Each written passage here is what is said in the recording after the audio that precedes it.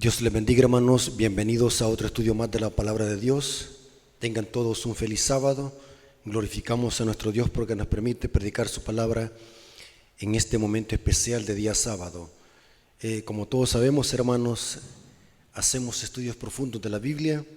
En este caso queremos profundizar en profecía apocalíptica y al mismo tiempo queremos desmantelar una falsa doctrina que se está infiltrando en la iglesia adventista y que si no tenemos cuidado vamos a ser arrastrados por estos errores doctrinales. Así que en este caso vamos a estudiar la Biblia y el espíritu de profecía y lo vamos a armonizar para ver qué dice sobre este importante tema que tiene que ver con salvación. Así que vamos a pedir la dirección del Espíritu Santo para que el Espíritu Santo lo guíe a toda verdad. Oremos. Bendito Padre que estás en el cielo, alabado y engrandecido sea su nombre. Gracias porque nos has dado este día especial para predicar tu palabra. Bendice, Señor, este estudio, que nuestra mente y nuestro corazón puedan estar santificados por la obediencia a tu palabra. Bendice, Señor, nuestra mente y nuestro corazón. Bendice a las personas que van a escuchar este tema. Aparta de nosotros todo prejuicio y todo preconcepto.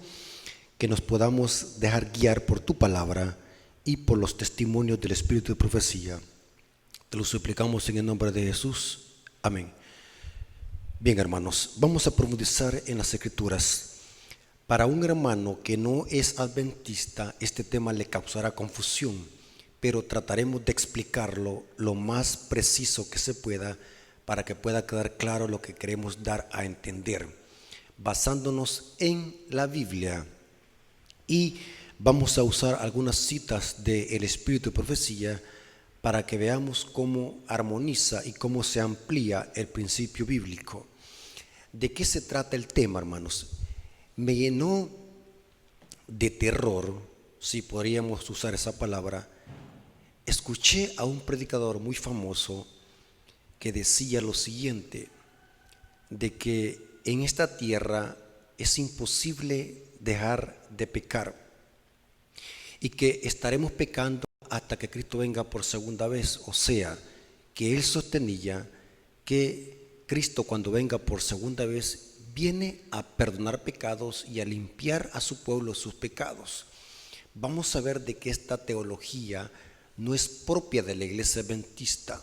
Muchos hermanos, por no estudiar estos temas a profundidad, están repitiendo estos errores en los púlpitos adventistas y están enseñando una teología que es netamente católica. Y quiero decirles, hermanos, lo siguiente antes de profundizar en el tema. Vamos a hablar con la Biblia. Dejemos a un lado preconceptos, teorías, preferencias doctrinales y dejemos que Dios hable a través de su palabra y los testimonios.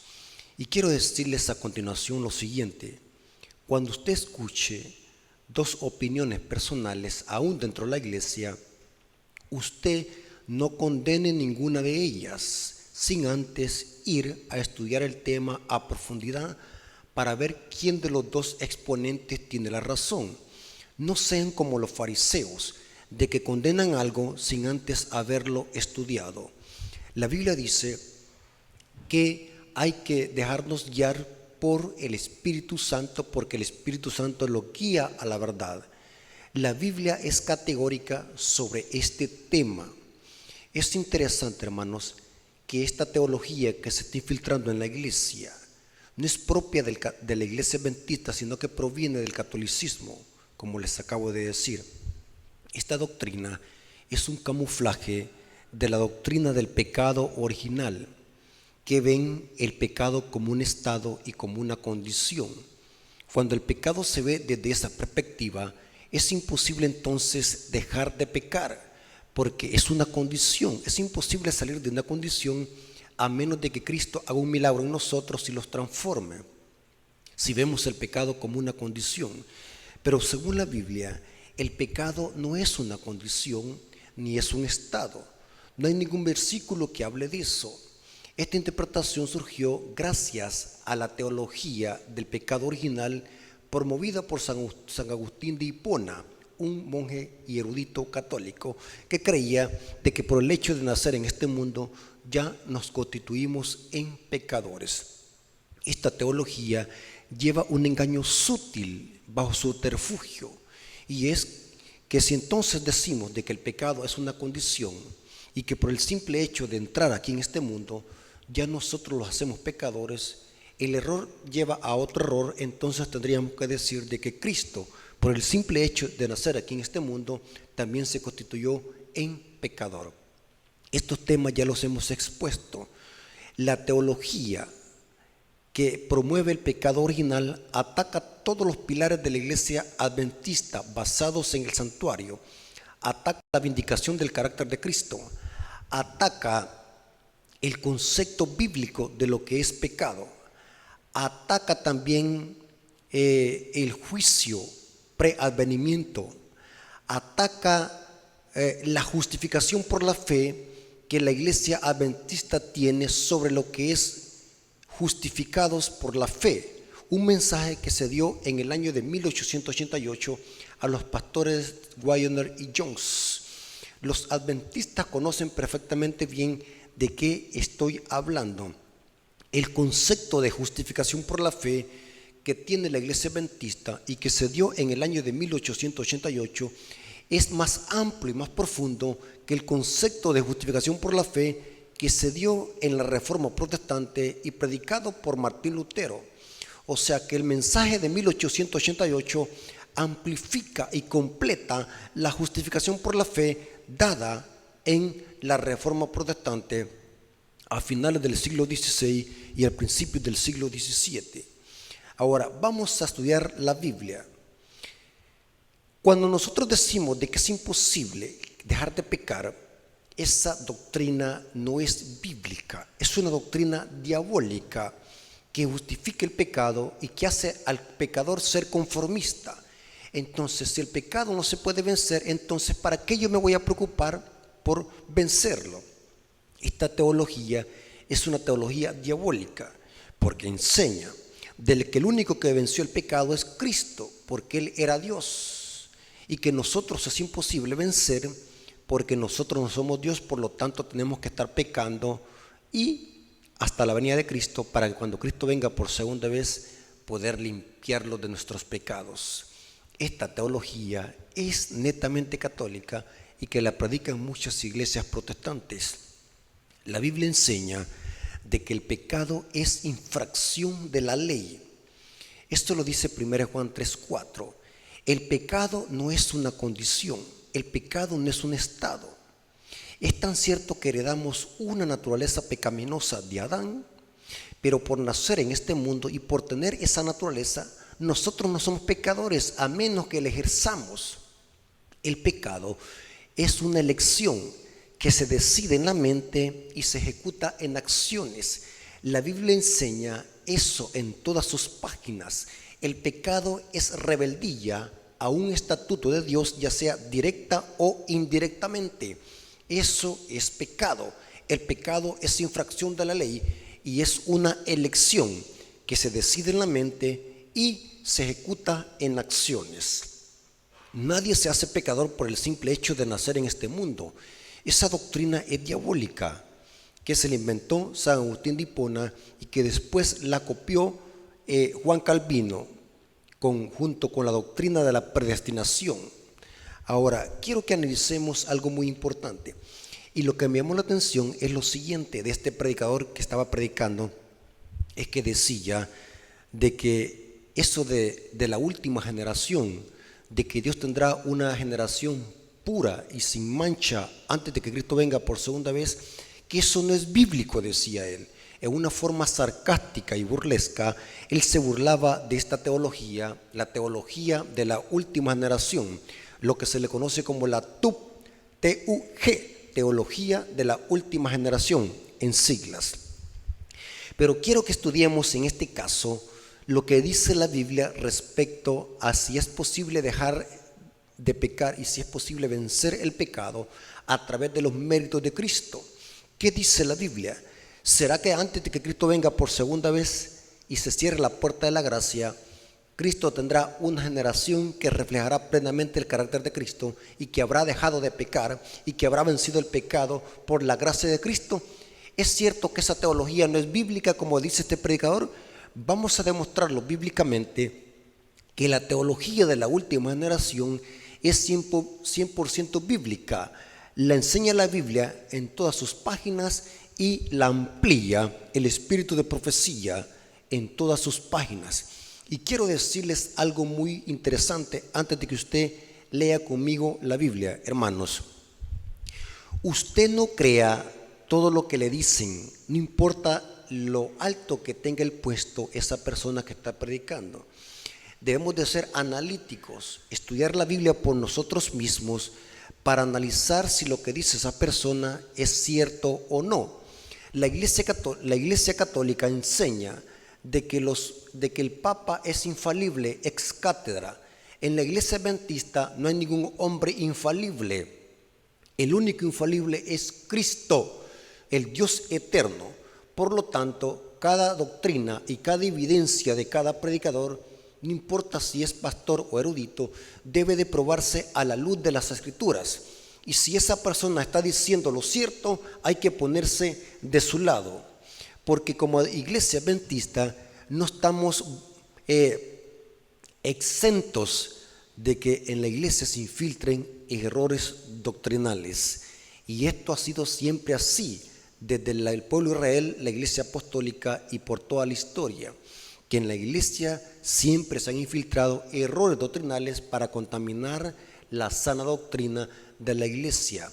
Yo les pudiera sacar textos por textos donde la Biblia dice que los falsos maestros, los que enseñan errores doctrinales, se levantan dentro de la iglesia y arrastran a muchos, se levantan dentro del pueblo. Entonces vamos a iniciar explicando bíblicamente si es verdad que la teología de la última generación no tiene base bíblica, como decía esta persona. Como dije, la teología de la última generación significa que Cristo, antes de que venga por segunda vez a esta tierra y antes de que se cierre la puerta de la gracia, Cristo Jesús tendrá un pueblo que habrá vencido el pecado y habrá dejado de pecar por los méritos de Cristo. Para comenzar, quiero hacer un paralelo entre el diluvio y la segunda venida de Cristo y el cierre de la puerta de la gracia. Vamos a dejar que la Biblia se interprete sola y vamos a ver que la teología de la última generación es 100% bíblica. Ahora, noten cómo dice Mateo capítulo 24, versículo 36 al 39. Noten que aquí Jesús está haciendo un paralelo entre el diluvio, los días de Noé, y los días del Hijo del Hombre y su venida, la venida de Cristo. Noten cómo dice Mateo 24, 36 al 39. Pero el día y la hora nadie sabe, ni aun los ángeles de los cielos, sino solo mi Padre. Aquí, el día y la hora nadie sabe, se refiere, ya lo explicamos en otras exposiciones teológicas, que se refiere al día del cierre de la puerta de la gracia, que vendrá de una forma sorpresiva, así como fue en los días de Noé, cuando la puerta del arca se cerró y todos los antediluvianos impíos quedaron perdidos después de los 7 días que vino la destrucción del diluvio. Pero técnicamente quedaron perdidos cuando la puerta del arca se cerró y después vino la ejecución de los impíos a través del diluvio. Por lo tanto, pero el día y la hora nadie sabe, ni aun los ángeles de los cielos, sino solo mi Padre, se refiere al cierre de la puerta de la gracia y por ende a la segunda venida de Cristo. Y noten cómo dice, mas como en los días de Noé, así será la venida del Hijo del Hombre. Noten que este es un paralelo, así como fue en los días de Noé, así será en los días del Hijo del Hombre.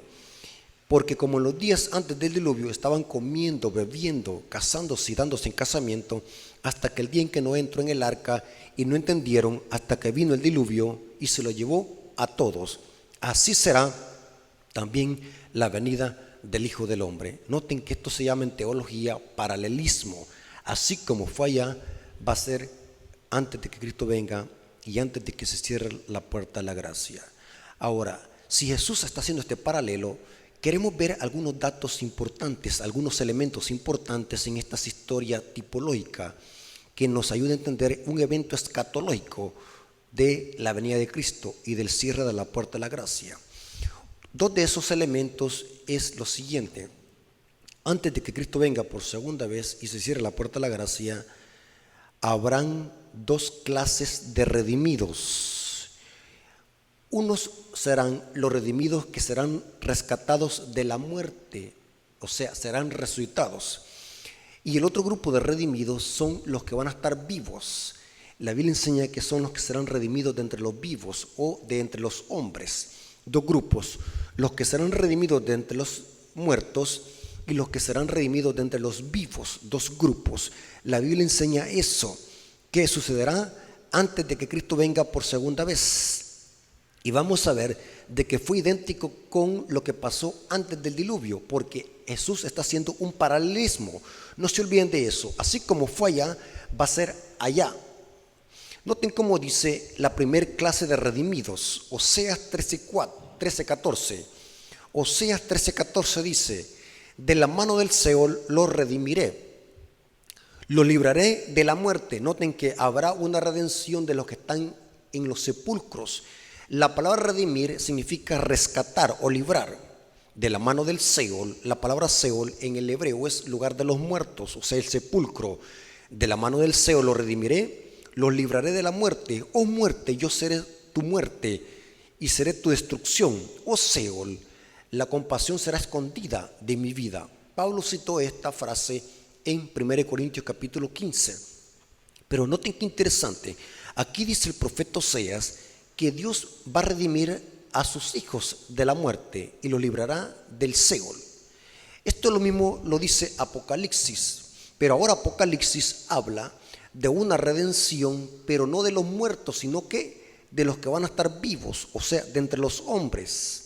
Apocalipsis 14, versículo 3 y 4, hablando de los 144,000, o sea, que los que van a estar vivos antes de la venida de Cristo y que no van a pasar por la muerte, pero que Cristo lo redimirá de entre los vivos o de entre los hombres, son los 144,000. Apocalipsis 14, versículo 3 y 4 dice: y cantaban un cántico nuevo delante del trono y delante de los 4 seres vivientes y de los ancianos. Y nadie podía aprender el cántico sino aquellos 144,000 que fueron redimidos de entre los de la tierra. Noten que este grupo selecto va a ser redimido dentro de la tierra. Mientras que vimos que en Oseas 13:14 va a haber un grupo que van a ser redimidos, pero ¿de dónde? Del Seol y de la muerte. Mientras que los 144,000 no van a ser redimidos de entre la muerte, sino que van a ser redimidos de entre los hombres o de entre los de la tierra. Significa que van a estar vivos antes de que Cristo venga por segunda vez. Y noten cómo se dan las características de este grupo selecto, que es la última generación. Estos son los que no se contaminaron con mujeres, pues son vírgenes.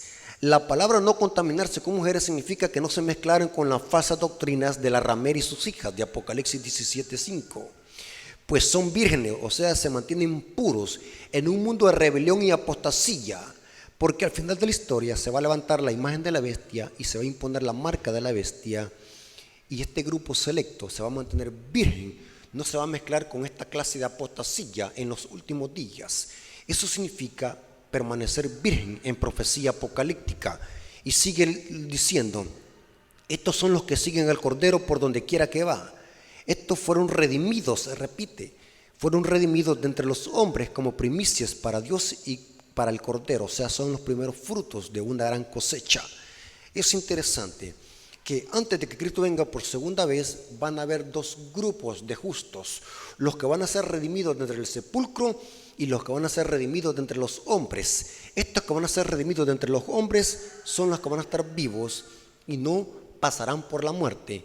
Esta es la última generación conocida en Apocalipsis como los 144,000.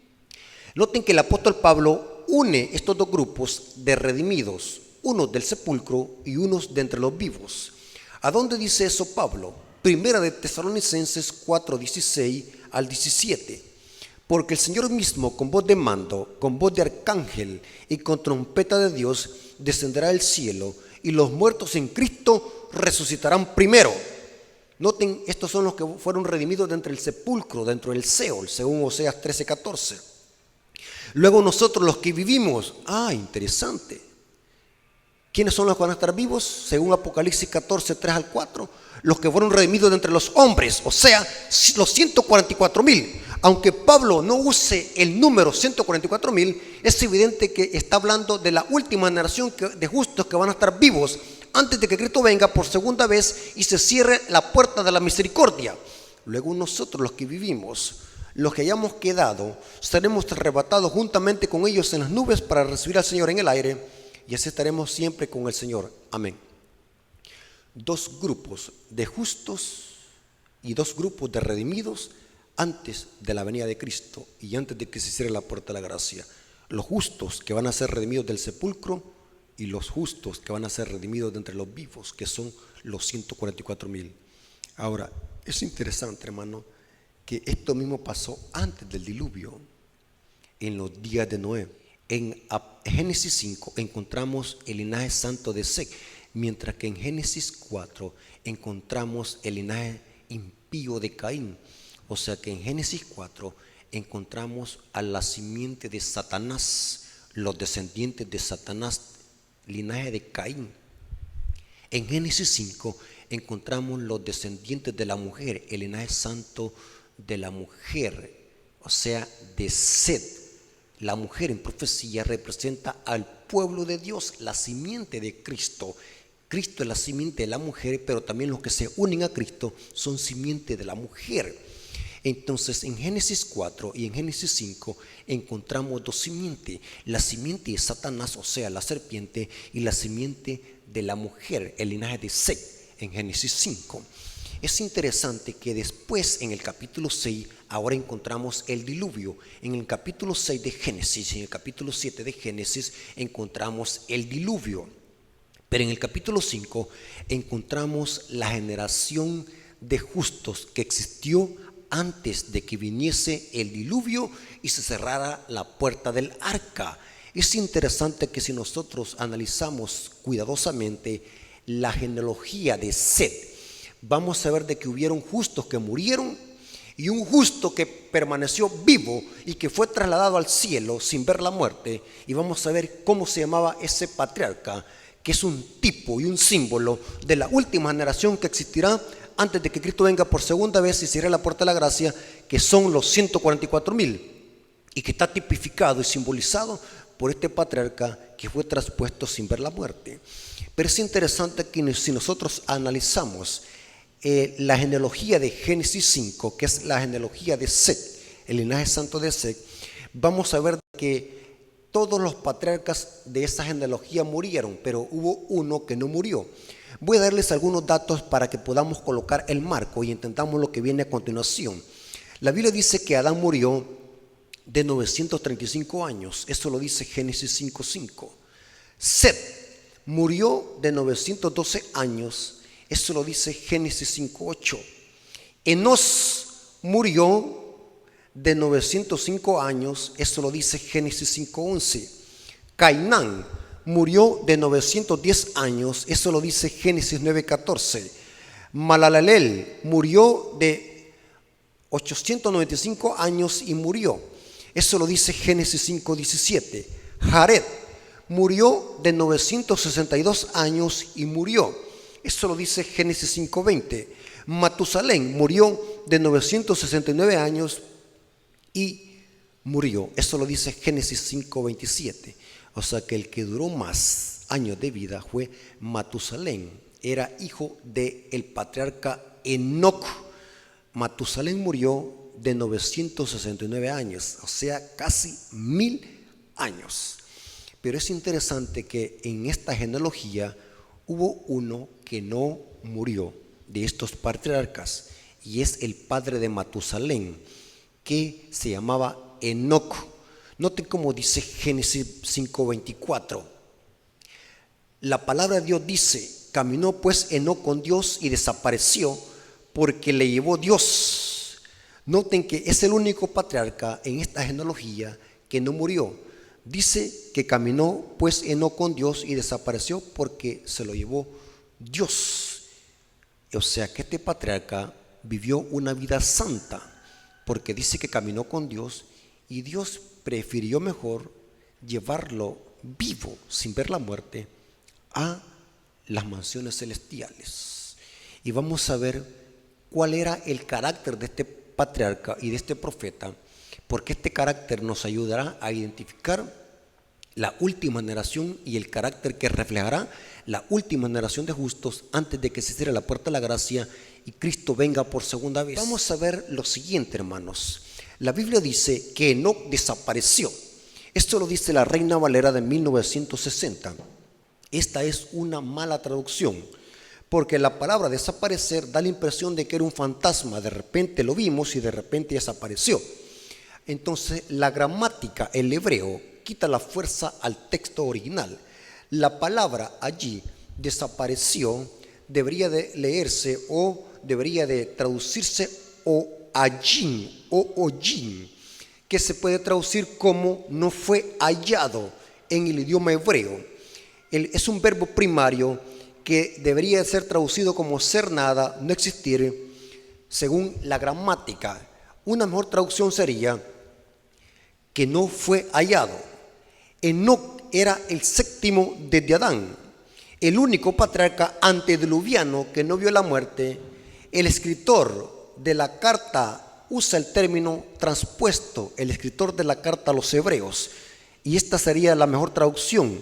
Noten cómo dice Hebreos 1:5, hablando de Enoc, dice: por la fe Enoc fue traspuesto. Esta palabra es la más apegada al griego. La palabra traspuesto significa quitar de un lugar y poner en otro. Esta es la correcta traducción, porque esto es lo que pasó con Enoc. Dios lo quitó de la tierra y lo llevó para otro lugar. Noten cómo dice: por la fe Enoc fue traspuesto para no ver la muerte. O sea, Enoc no sufrió la muerte, fue llevado vivo. Y vamos a ver que fue llevado al trono de su Padre, especialmente al lugar santísimo del santuario. Y no fue hallado porque lo traspuso Dios, y antes que fuese traspuesto, tuvo testimonio de haber agradado a Dios. ¿Por qué Dios se lo llevó? Génesis dice que porque caminó con Dios, pero ahora el libro de Hebreos dice que porque tuvo testimonio de haber agradado a Dios. Ahora, profundicemos un poco más. ¿Qué significa haber agradado a Dios? Que es sinónimo a caminar con Dios. Por eso Dios se lo llevó. Caminó Enoc con Dios 300 años y Dios se lo llevó. Ahora, es interesante lo que viene a continuación, hermano. La palabra caminar en el idioma hebreo y griego tiene dos connotaciones, o se pueden usar intercambiables: caminar como andar.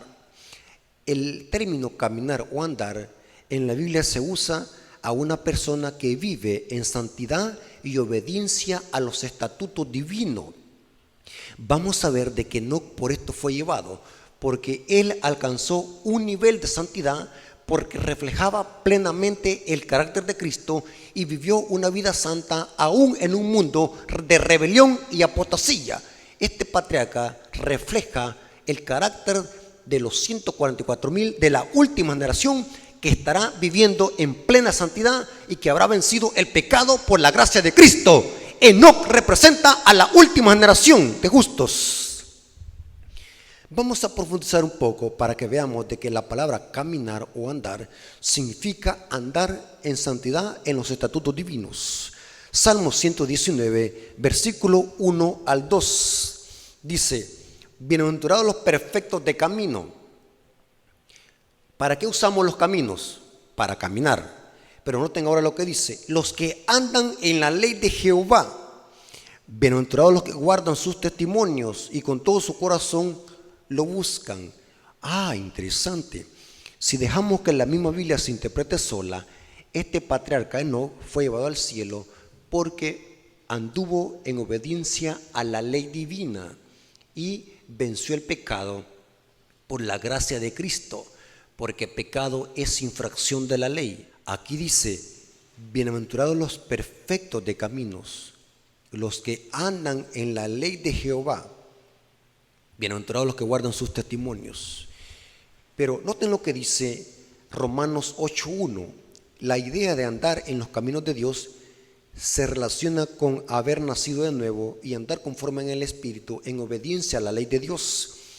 Romanos 8:1 dice: ahora pues, ninguna condenación hay para los que están en Cristo Jesús.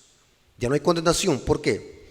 Los que no andan conforme a la carne, sino conforme al Espíritu. ¿Qué es andar conforme a la carne? Si nosotros leemos el versículo 7 y 8, es andar en desobediencia a los estatutos divinos. Una persona que vive en la carne no puede sujetarse a la ley de Dios, porque no tiene el Espíritu de Dios, ni tampoco se puede sujetar a esa ley justa, santa y buena. La única forma de que el ser humano pueda vencer el pecado y pueda sujetarse a esa ley divina, que es santa, justa y buena, es estando en Cristo. Ya la ley ya no los condena, porque hemos sido libertados de esa condenación, dice Pablo. Ahora pues, ninguna condenación hay para los que están en Cristo Jesús, los que no andan conforme a la carne, sino conforme al Espíritu. Un hombre carnal no puede sujetarse a la ley de Dios, ni tampoco puede. Eso significa que Enoc anduvo en el Espíritu, anduvo en la ley de Dios. Saben que la Biblia relaciona agradar a Dios con obedecer sus mandamientos, porque recordemos de que Enoc por esto fue llevado al cielo, fue traspuesto para no ver la muerte, porque tuvo testimonio de haber agradado a Dios. ¿Qué es agradar a Dios según la Biblia? Noten lo que dice 1 Juan 3:22: y cualquier cosa que pidiéramos lo recibiremos de Él, porque guardamos sus mandamientos y hacemos las cosas que son agradables a Él. ¿Cómo anduvo Enoc entonces? Agradando a Dios. ¿Y qué significa agradar a Dios? Obedecer sus mandamientos, los mandamientos de Dios.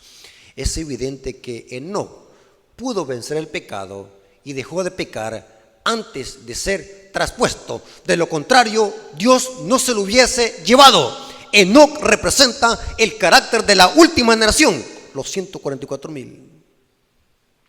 Ahora, vamos a profundizar un poco más. Judas, el apóstol Judas, hermano del Señor, cita una porción del libro de Enoc, un libro pseudoepígrafo muy antiguo, y cita esta porción y se la aplica al patriarca Enoc.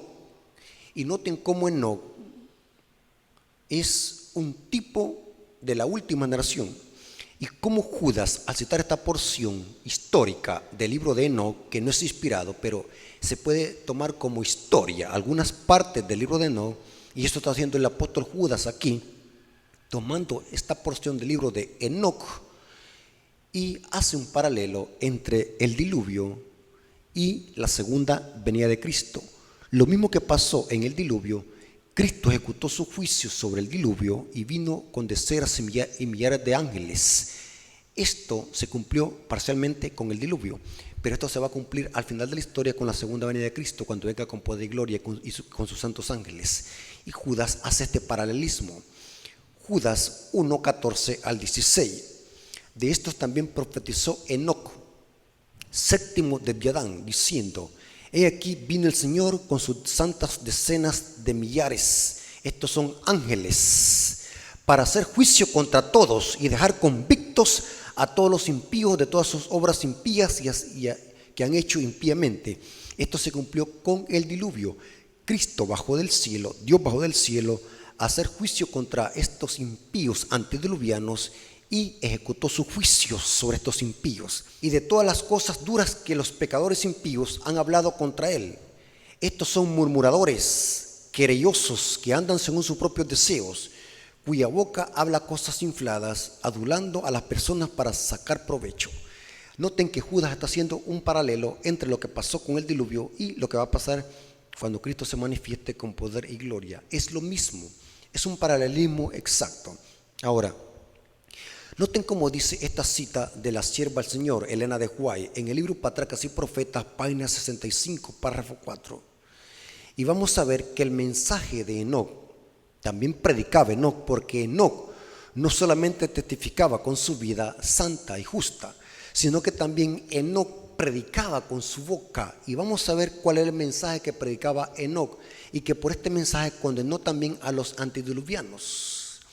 Patriarcas y Profetas, página 65, párrafo 4, dice: Enoc condenaba intrépidamente el pecado, mientras predicaba el amor de Dios en Cristo a la gente de aquel entonces. O sea que Enoc no predicaba un amor impío, sensacionalista y sentimental. Predicaba un amor que llamaba a la gente al arrepentimiento y a la justicia de Cristo. Mientras predicaba el amor de Dios en Cristo a la gente de aquel entonces y les rogaba que abandonasen sus malos caminos, reprobaba la prevaleciente iniquidad. Ahí amonestaba a los hombres de su generación, manifestándoles que vendría el juicio entre los transgresores. Esto es lo mismo que el remanente de los últimos días tiene que estar haciendo, predicando un mensaje distintivo a toda nación, tribu, lengua y pueblo, predicando la justicia y la misericordia de Cristo, pero al mismo tiempo advirtiendo sobre los engaños de Satanás a través de Babilonia, la bestia y su imagen, reprochando el pecado, advirtiéndole al mundo de los juicios divinos, exactamente como lo hacía Enoc antes del diluvio. Y noten cómo dice: y amonestaba a los hombres de su generación y manifestándoles que la venida del juicio sobre los transgresores. El Espíritu de Cristo habló por medio de Enoc. Y noten cómo dice: y se manifestaba no solo en expresiones de amor y compasión y súplica, pues los santos hombres no hablaban únicamente palabras halagadoras como las que vemos hoy de los pseudo predicadores hoy en día, que solamente les gusta hablar solamente palabras halagadoras, sentimentales y emocionalistas. Enoc no predicaba palabras halagadoras. Dios pone en el corazón, en los labios de sus mensajeros, las verdades que han de expresarse a la gente, verdades agudas y cortantes, como una espada de dos filos. Este era el mensaje que predicaba Enoc a través de su vida y a través de sus palabras. Tremendo. Ahora, si ya leímos todo esto y entendimos todo esto, vamos a ver de que Enoc representa a los 144,000 que habrán vencido el pecado por la gracia de Cristo y habrán llegado a reflejar plenamente la imagen de Cristo en sus vidas. Esto representa tener el sello de Dios en sus frentes. Significa reflejar plenamente el carácter de Cristo. Noten cómo dice Apocalipsis 14, versículo 1, y después nos pasamos al versículo 4 y 5. El apóstol Juan en visión ve a este remanente, a esta última generación en el monte de Sión. Significa que han sido redimidos y están en el cielo.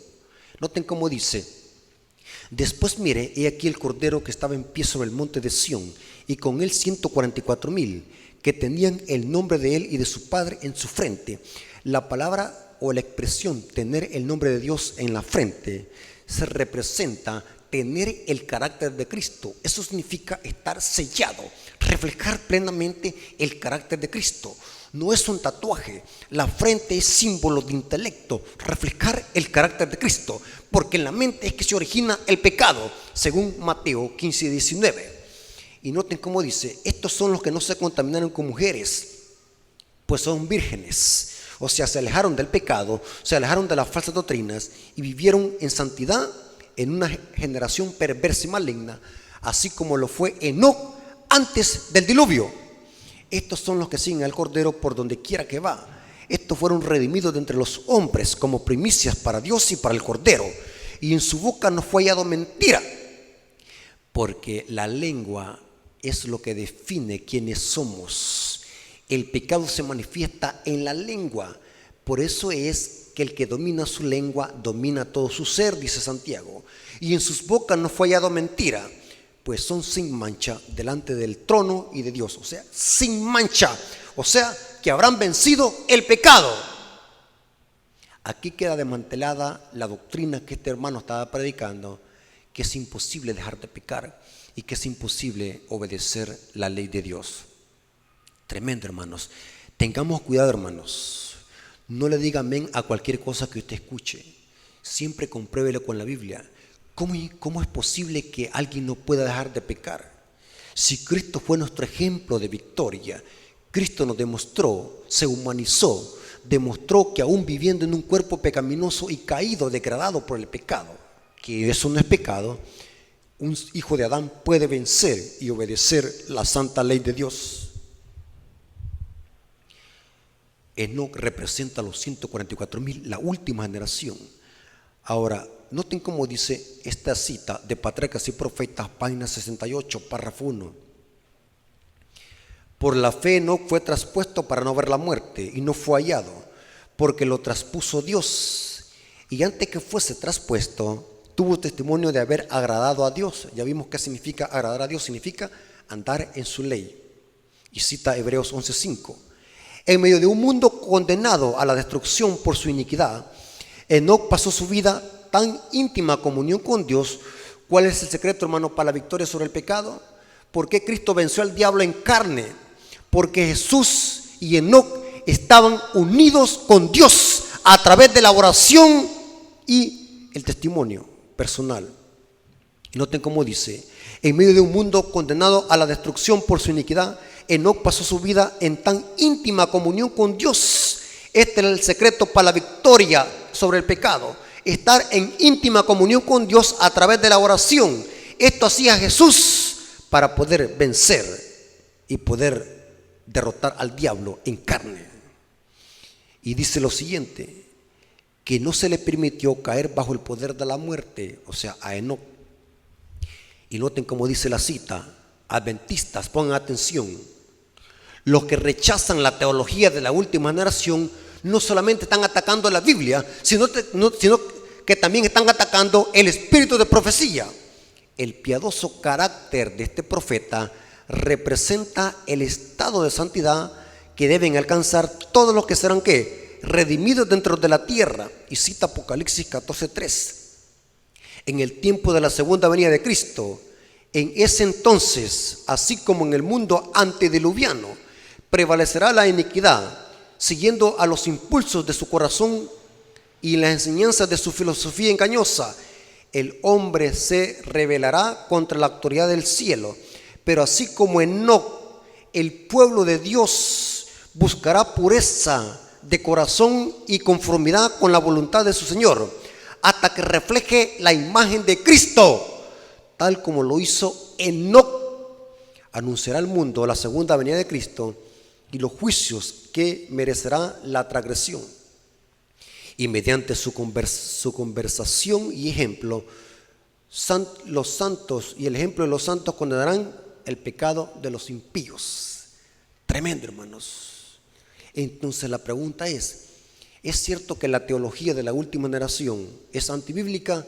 No. La Biblia enseña claramente que Dios tendrá una última generación que reflejará plenamente el carácter de Cristo y habrá vencido el pecado, así como lo hizo nuestro Señor Jesucristo cuando anduvo aquí en esta tierra. Y viene otra cita más cortante. Y saben algo muy interesante, que estos falsos maestros que están predicando esta teología del pecado original, que el pecado es un estado y que es imposible dejar de pecar, desconocen tanto a la Biblia como al espíritu de profecía. En ninguna parte de la Biblia y el espíritu de profecía enseña tal herejía de que es imposible dejar de pecar. Esa es una teología satánica porque justifica el pecado. Noten cómo dice esta cita: Testimonios para la Iglesia, tomo 2, página 318, párrafo 1. Creemos sin duda alguna que Cristo va a venir pronto. ¿Amén? Sí. Esto no es una fábula para nosotros, es una realidad. No tenemos la menor duda. Pero ahora noten cómo dice: cuando Él venga, no lo hará para limpiar de nuestros pecados. No viene Cristo a limpiar nuestros pecados, o quitar los defectos de carácter, o curarnos de nuestras flaquezas, de nuestro temperamento y disposición. Si es que se ha de realizar en nosotros esta obra, se hará antes de aquel tiempo. ¿Cuándo? Cuando Él venga, el Señor, los que son santos seguirán siendo santos. Los que se han conservado en su cuerpo y espíritu en pureza, santificación y honra, recibirán el toque final de la inmortalidad. Porque lo que viene Cristo a transformar no es nuestro carácter, sino nuestro cuerpo pecaminoso, nuestra naturaleza pecaminosa. No viene a perdonar pecados, sino que viene a transformar nuestro cuerpo pecaminoso e inmortal a un cuerpo con carne santa y que tenga una inmortalidad. Eso lo dice Pablo en 1 Corintios 15. Y sigue diciendo, cuando Él venga el Señor, los que son santos seguirán siendo santos. Los que se han conservado en cuerpo y en espíritu y en pureza, santificación y honra, recibirán el toque final de la inmortalidad.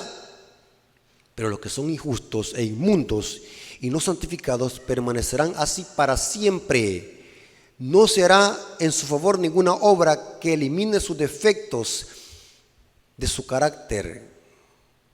Y dice que elimine sus defectos y les dé un carácter santo. El refinador no se sentará entonces para proseguir su obra de refinación y quitar sus pecados y su corrupción. Todo esto debe hacerse en las horas antes del tiempo de la gracia. La iglesia habrá dejado de pecar y habrá reflejado el carácter de Cristo, reflejará el carácter de Cristo. Ahora es cuando debe realizarse esta obra en nosotros. ¿Se dan cuenta, hermanos, que esta teología que se está predicando dentro de la iglesia no tiene nada que ver con adventismo? Es una teología que se ha infiltrado de afuera. Los adventistas, basados en la Biblia y en el Espíritu de Profecía, nosotros creemos de que en Cristo hay victoria y cualquier defecto de carácter y cualquier pecado se puede vencer en la sangre preciosa de Cristo, y Cristo fue nuestro ejemplo. Para terminar, noten cómo dice Conflicto de los Siglos, página 607, hablando de lo que está haciendo Cristo en el santuario celestial, y que cuando Cristo salga del lugar santísimo, la iglesia estará sellada, los 144,000 estarán sellados. Eso significa tener el sello de Dios en la frente. Conflicto de los Siglos, página 607, párrafo 3 dice: nuestro Salvador no pudo ser inducido a ceder a la tentación ni siquiera en pensamiento. Noten que el pecado no está en ser tentado, el pecado está en ceder a la tentación, porque el pecado se inicia en la mente. Nuestro Salvador no pudo ser inducido a ceder a la tentación ni siquiera en pensamiento. Satanás encuentra en los corazones humanos algún asidero en hacerse firme. Es tal vez algún deseo pecaminoso que se acaricia, por medio de la cual la tentación se fortalece. Pero Cristo declaró al hablar de sí mismo: viene el príncipe de este mundo, mas no tiene nada contra mí. Y se cita Juan 14:30. Satanás no pudo encontrar nada en el Hijo de Dios que le permitiese ganar la victoria. Cristo guardó los mandamientos de su Padre y no hubo en él ningún pecado de que Satanás pudiera sacar ventaja. Y noten cómo termina la cita. Adventista, pongan atención, no lo digo yo, sino que lo dice la sierva del Señor. Esta es la condición en que deben encontrarse los que han de poder subsistir en el tiempo de angustia. Habrán vencido el pecado y reflejarán plenamente la imagen de Cristo. Y eso es lo que Apocalipsis le llama guardar los mandamientos. ¿Es posible guardar los mandamientos? La Biblia dice que sí. En Apocalipsis 14:12 dice que este remanente se le llama los santos que guardan los mandamientos de Dios. Significa que sí se puede. En Cristo hay victoria. Y este es el mensaje que se predicó en Minneapolis en el año de 1888. Un mensaje que viene del cielo, que en Cristo hay victoria para vencer. Y Cristo lo demostró. Esta es la justificación por la fe vista desde la perspectiva del santuario, especialmente del lugar santísimo. Cuando Cristo venga por segunda vez y salga del lugar santísimo, el sellamiento se habrá completado y su pueblo estará sellado y las bodas del Cordero se habrán completado. Ser sellado significa guardar los mandamientos, reflejar plenamente el carácter de Cristo, y eso es el evangelio, vencer como Cristo venció. Hermanos, si usted quiere creer esto, créalo, pero lo hemos estudiado en la Biblia. En Cristo Jesús se puede vencer. Satanás quiere que creamos esa herejía de que es imposible obedecer a Dios, de que es imposible poder vencer en esta tierra, porque el diablo quiere que distorsionemos lo que es el pecado y lo que es justificación por la fe.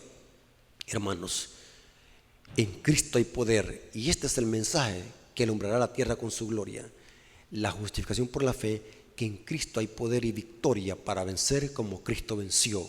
No importa, hermano, tu debilidad, no importa tus defectos de carácter, no importa tu tendencia que tengas sobre algo. En Cristo hay poder para vencer eso. En Cristo hay victoria y Cristo lo demostró porque fue tentado como nosotros y venció. Y por lo tanto ese poder es dado a sus hijos, aquellos que se aferran a la sangre preciosa de Cristo para vencer como Cristo venció. No creas estos errores doctrinales que se están predicando en muchos púlpitos protestantes y que se han infiltrado en la iglesia.